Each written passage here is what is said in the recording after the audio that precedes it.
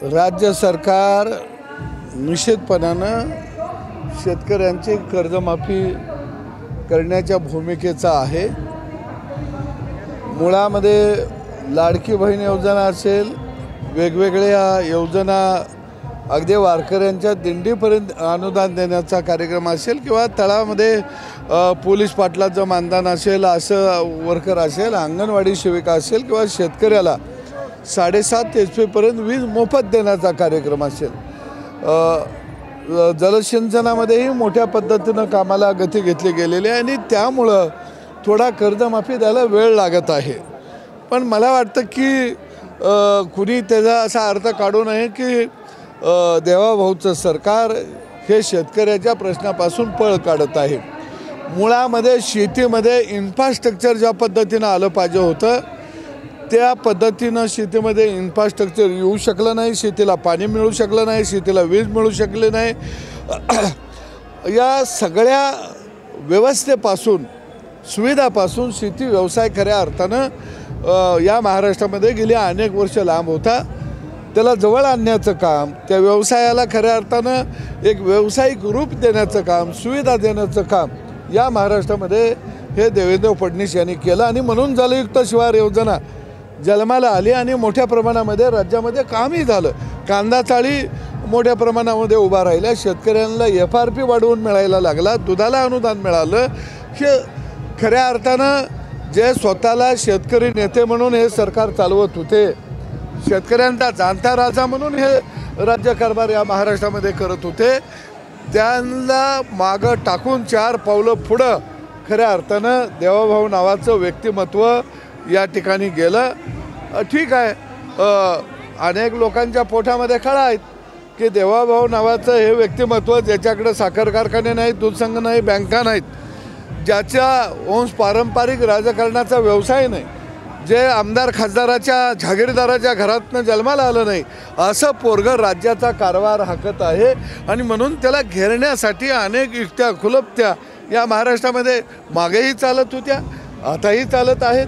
पण आमच्यासारखे बहुजन समाजातले चळवळीतले कार्यकर्ते ढाल बनवून देवेंद्र फडणवीसांच्या रक्षणासाठी उभा आहेत आणि आम्हाला खात्री आहे की एक बुद्धिमान, एक दूरदृष्टी असणारा, बहुजन समाजाला बरोबर घेऊन जाणारा, 18 पगड जातीचा विकास डोळ्यासमोर ठेवून काम करणारा मुख्यमंत्री या 50-60 वर्षानंतर पहिल्यांदा म्हणजे यशवंतराव चव्हाण साहेब, वसंतदादा पाटील आणि वसंतराव नाईकांच्या नंतर कार्यक्षम मुख्यमंत्री म्हणून जर कुणाचं नाव घ्यायचं असेल तर ते देवेंद्र फडणवीस यांचंच घ्यावं लागेल। आणि निश्चितपणानं कर्जमाफी आणि शेतकऱ्याच्या प्रश्नावर शेतकरी हे सरकार संवेदनशील आहे। तुम्ही लाडकी बहिणीच्या बाबतीत बोललात, पण अशरफ मुश्रीफ म्हणतायत की लाडकी बहीण योजनेमुळे कर्जमाफीसाठी अडचणी येत असल्याचं ते म्हणतायत। हा प्रत्यक्षपणे त्यांनी कबूल दिली। त्यांनी असंही म्हटलंय की मी जर मुख्यमंत्री झालो तर 50% अनुदान मिळतं, 50,000 अनुदान मिळतं, ते 1 लाख रुपये करेल। एक गोष्ट लक्षात घ्या, किसान सन्मान योजना ही केंद्रानं सुरू केली आणि लगेच ओम किसान सन्मान योजना राज्यानं देवाभाऊच्या सरकारच्या काळात, शिंदेसाहेबांच्या सरकारच्या काळात सुरू झाली। आता ते 12,000 यायला लागले, लाडक्या बहिणीच्या माध्यमातून 18,000 आमच्या घरात यायला लागले, म्हणजे वर्षाला 30,000 रुपये यायला लागलं। किमान आम्ही 30,000मध्ये काय फार मोठं आभाळ खरेदी करणारे अशातला भाग नाही, परंतु तुटपुंजी गरज आमची त्या ठिकाणी भागवण्याची व्यवस्था तयार झाली। अरे शेतकऱ्याला 10-20,000 त्याच्या घरात आलं, गावगाड्याच्या घरात आलं, सामान्य माणसाच्या घरात आलं की लगेच बजेट कोलमडत नाही। मी जे कोण काही याला म्हणत आहे त्यांना एकच उत्तर देईन की आता आपल्या देशानं किसान फंड निर्माण करावा अशी आमची मागणी आहे। शेतकऱ्याच्या नावानं स्वतंत्र फंड निर्माण करा आणि या फंडामध्ये कुणी पैसे जमा करायचे? ज्याला 50,000 ते 1 लाख पगार आहे त्यानं 5% फंडाला त्या रक्कम जमा करावी, ज्यांना 1 लाखाच्या वर पगार आहे त्यांनी 10% करावी। मग ते कर्मचारी शासकीय असतील, निमशासकीय असतील आणि जे उद्योजक आहेत त्या उद्योजकांनी सुद्धा आपल्या नफातले 10% हे किसान फंडाला जमा करावेत आणि ही रक्कम ज्यांचं निव्वळ पोट शेतीवरतीच आहे, शेती सोडून दुसरा पैसा घरात येत नाही, अशा शेतकऱ्याला महिन्याला 25,000 रुपये द्यावेत. का द्यावेत? की बाबा आम्हाला 2 वेळचं तू खायला घालत आहेस, तू शेतीत राहावा म्हणून तुला आम्ही 25,000 देत आहे. त्यामुळं लाडक्या बहिणीचं कोण पैसे कमी करतो म्हणायला येईल, त्याला मला एवढंच सांगायचं आहे की तुम्ही त्यावेळी त्या खुर्चीमध्ये नसाल. हो, पण तुम्ही म्हणता आता का देवाभाऊ कुठेतरी शेतकऱ्यांच्या प्रश्नांपासून पळ काढत नाही, मात्र हसन मुश्रीफ जे वक्तव्य करताय या अर्थाने आपण बोलू शकतो का त्यावर? कारण मंत्र्यांमध्ये एक सूत्रता नाही असं नाही. मला वाटतं की हसन मुश्रीफ हे संवेदनशील मंत्रिमंडळातले मंत्री आहेत. त्यांच्या आरोग्यामध्ये फार मोठं काम आहे. नेमकं ते कोणत्या उद्देशानं बोलले ते भेटल्यानंतर मी निश्चितपणानं त्यांना विचारेन आणि मी त्याच्यावर भाष्य करेन. जे शेतकरी जे कर्ज आहे ते कर्ज रेग्युलर भरता अशा शेतकऱ्यांना 50,000पेक्षा 1 लाख अनुदान दिलं पाहिजे असं हसन मुश्रीफ म्हटले. आणि त्यासाठी मी जर मुख्यमंत्री असतो तर तो निर्णय घेतला असता. कोण म्हणलं? हसन मुश्रीफ असं म्हणताय. नाही, हे काय की नियमित कर्ज फेडणाऱ्याला जे काही प्रोत्साहनपर अनुदान द्यायचा निर्णय होतो. हसन मुश्रीफ साहेबांच्या काळामध्ये उद्धव साहेबांनी कर्ज माफी दिली आणि प्रोत्साहनपर जे अनुदान नियमित कर्ज भरणाऱ्यांना द्यायचं होतं ते त्यावेळी मात्र त्यांना देता का आलं नाही हा प्रश्न त्यांनी स्वतःला विचारला तर बरोबर. तुम्ही आता उद्धव ठाकरेंचं नाव घेतलं. राज ठाकरे आणि उद्धव ठाकरे आज पुन्हा एकदा मातोश्रीवर भेटले आहेत आणि राज ठाकरे यांनी पक्षप्रमुख उद्धव ठाकरे असा उल्लेख केला. शिवसेना पक्षप्रमुख असा उल्लेख केला आहे त्यांनी दिला आणि शुभेच्छा देखील दिल्या. ते मला असं आहे की राजकारणामध्ये कुणी एकत्रित यावं, वेगळं राहावं हा ज्याचा त्याचा प्रश्न आहे. पण मी मात्र एवढं म्हणेन की आपल्या हक्कासाठी गावगाड्यानं एकत्रित यावं.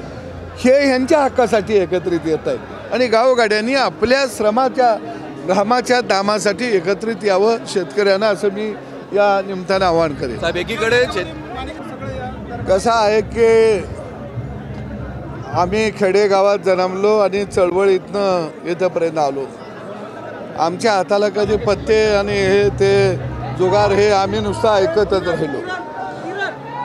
मला वाटतं की पदावरती असल्यानंतर त्या पदाची शान वाढली पाहिजे आणि संवेदनशील राहून प्रत्येकानं काम केलं पाहिजे, हे माझं वैयक्तिक मत आहे. परंतु तेही एक ग्रामीण भागातनं आलेलं नेतृत्व आहे.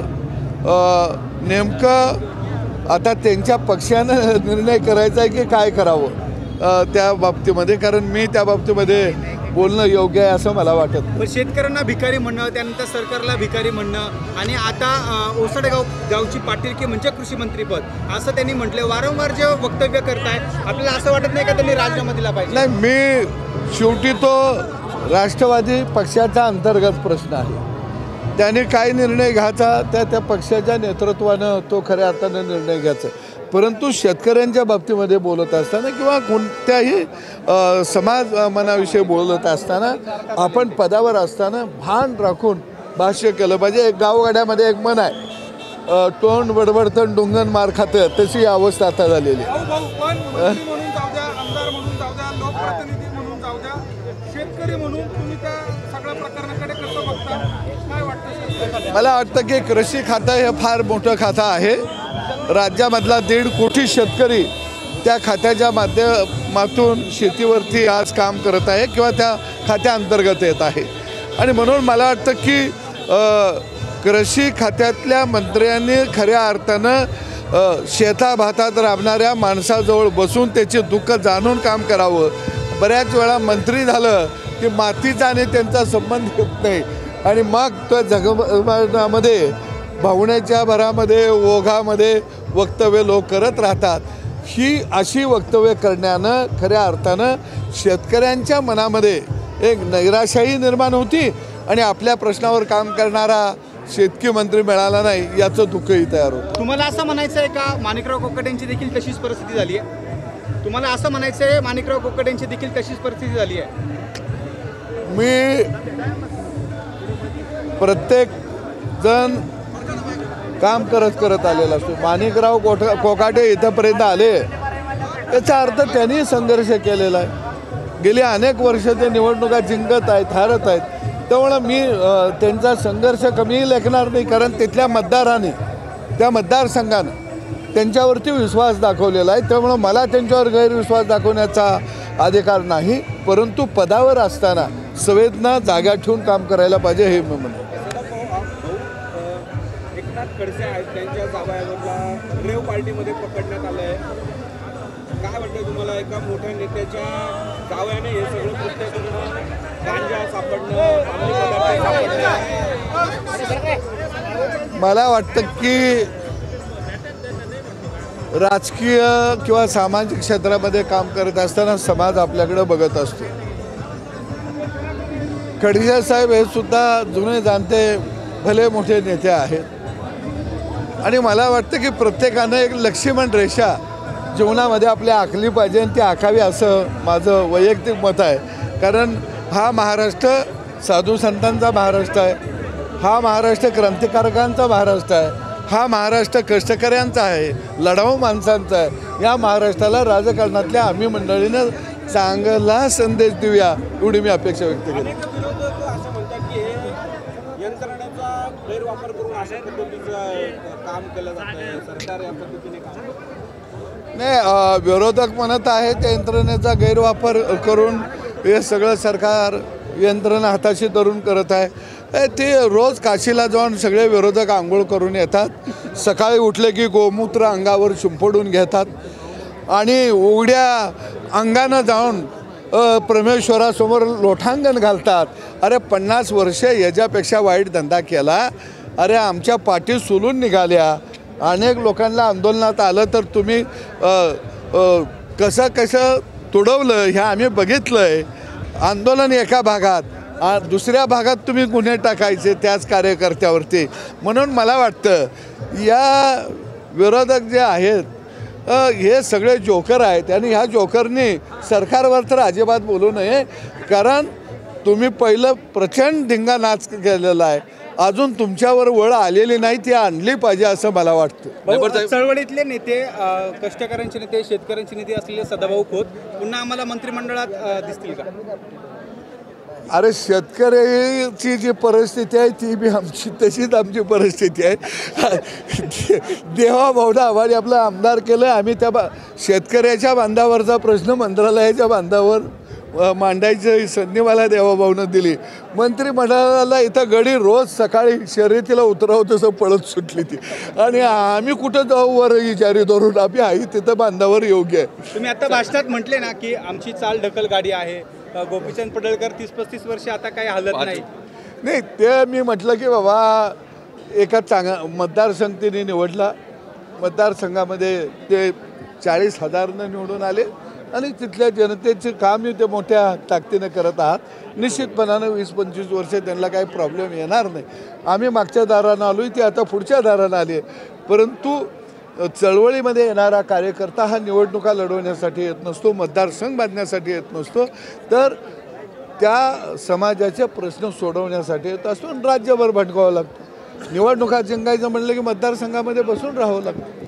राज्याच्या राजकारणात मंत्रिमंडळात विस्तार होईल अशा चर्चा सुरू झाल्या आहे. या मंत्रिमंडळ विस्तारामध्ये आपल्याला स्थान मिळावं अशी काही मागणी केली आहे? नाही, मला वाटतं की विस्तार करण्याचा पूर्ण अधिकार हा मुख्यमंत्री आणि 2 उपमुख्यमंत्र्यांनी. आता कुणाला घ्यावं कुणाला घेऊ नये हे मी सांगणं, मित्रपक्ष म्हणून आपला मी कशाला सांगू ह्याला घ्या त्याला घ्या, मी म्हणाल मला घ्या का दुसऱ्याची नावं सांगत कशाला बसू. त्यामुळे कुणाला घ्या आणि कुणाला घेऊ नका हे सांगण्या एवढा काही मी फार मोठा व्यक्ती आहे असं मला वाटतं. मागच्या दाराने देवा भाऊला सांगाल की मला मंत्रिपद द्या असं नाही. आम्ही इथं आलो तो आणि मी खरं सांगतो स्पष्ट भूमिका, शेतकऱ्याचे प्रश्न मांडायसाठी सभागृहामध्ये आलो आणि मी मगाशी उल्लेख केला की देवाभाऊ सारखा एक कणखर व्यक्तिमत्व, या राजकारणातला एक हिरा या महाराष्ट्राला आज मुख्यमंत्री म्हणून लाभला आणि त्या हिऱ्याचं रक्षण करणं, त्याचं ढाल बनून राहणं, भले त्याच्यासाठी आम्हाला शहीद व्हावं लागलं तरी चालेल, परंतु हा हिरा या महाराष्ट्राच्या विकासाला धावत राहिला पाहिजे, हे ब्रीद घेऊन खऱ्या अर्थानं आज आम्ही राजकारणामध्ये काम करत आहोत. साहेब, शेवटचा प्रश्न. माजी आमदार अनिल गोटे यांनी एक विधान केलं आहे, सर्वच आमदार चोर आहे, एकमेकांकडे जागण्याशिवाय त्यांना काम नाही आहे आणि लोकांचे नागरिकांचे प्रश्न सभागृहात मांडणारा कोणीच उरला नाही आहे. मला वाटतं की सगळे वाईट आहेत हे म्हणणं ठीक आहे, पण आपण चांगले चांगले तिथं का येत नाही याचं सुद्धा थोडंसं आत्मपरीक्षण प्रत्येकानं करावं. थँक्यू.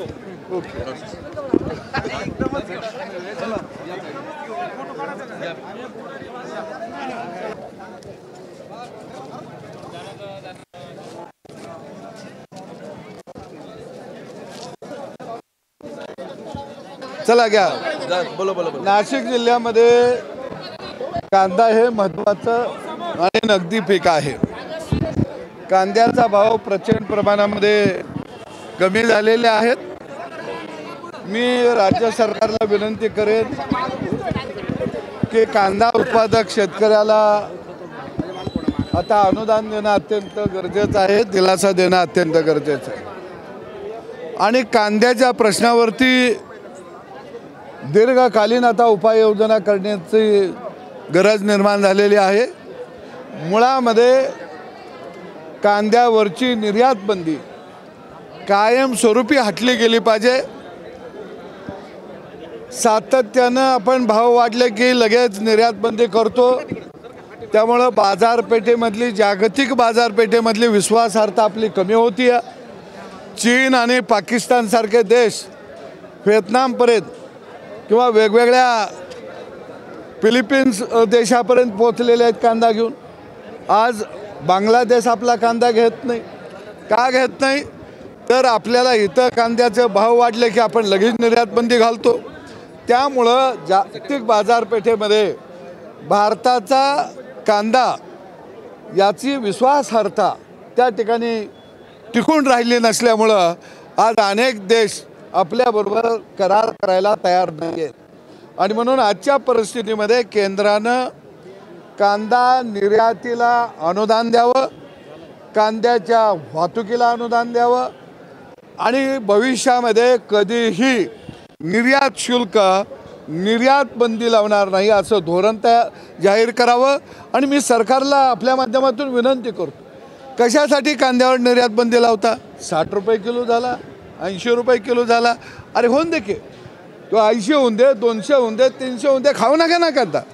ज्याला कांदा महाग वाटतो त्यानं आमच्या वावरात येऊन बसावं, कांदा लावीत, कांदा खाईत बसावं, पाती सकट खावावं. आम्ही काही त्याला नको म्हणतो या, परंतु कांदा महागला म्हणून निर्यात बंदी. लोकांना सांगा कांदा महाग झाला आहे, खाऊ नका, बटाटो टमाटो खायला सुरू करा, काय बिघाडतंय का? आणि कांदा नाही खाल्ला म्हणून कोण काय टाचा खोडून मेला या? आणि त्यामुळं मला वाटतं की शेतकऱ्याला 2 पैसे मिळत असतील तर मिळवून देतील. कांदा जास्त निर्यात झाला तर परकीय चलन मिळेल, परकीय चलन मिळालं तर इथं उद्योगधंदा वाढेल. आणि म्हणून कांदा हे महत्त्वाचं खायचा घटक आहे, ही भावना पहिल्यांदा लोकांच्या मनातनं सरकारनं काढून टाकली पाहिजे, सरकारनं बी काढली पाहिजे. नाही पण साहेब, राज्यात आणि केंद्रात आपली सरकार आहे, तरी आपण सरकार कुठेतरी कमी पडतं सगळ्या याच्यात. काय आहे की शेतकऱ्यांची मताची पिढी नाही आणि खाणाऱ्यांची मताची पिढी आहे. खाणाऱ्यांना वाटतं आम्हाने धर्मादाय आयुक्त कार्यालयच आहे शेतकरी म्हणजे, त्यानं नुसतं जेवतच वाढलं पाहिजे, फुकटच जेवायला वाढलं पाहिजे म्हणून झुणका भाकरीसारख्या योजना येतात फुकट खायच्या. आम्ही म्हणतो ज्याला काम जमत नाही, खायला येत नाही, त्याच्यासाठी लंगर उघडूया, त्यांना आम्ही खायला घालतो, पण शेतकऱ्याच्या शेतमालाला भाव मिळून दे. सरकार माझं असू पण आई लेकराची असतील, लेकरू आईचं असतं, पण लेकरं जर उपासले असलं तर रडल्याशिवाय आई दूध पाजल का? म्हणून आम्ही रडायला लागलोय गड्यानं, असं करू नका, त्याला बी न्याय द्या.